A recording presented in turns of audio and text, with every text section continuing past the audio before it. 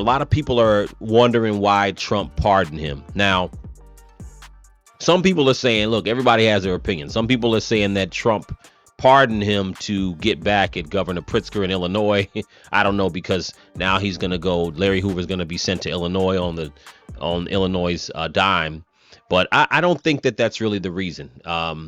There's always political things and things behind people getting, I said pardon, but I meant sentence commuted, because I just was correcting people who were doing that. But there's a reason why Trump commuted his sentence. I honestly think that it's time. He's been in jail for 50 years.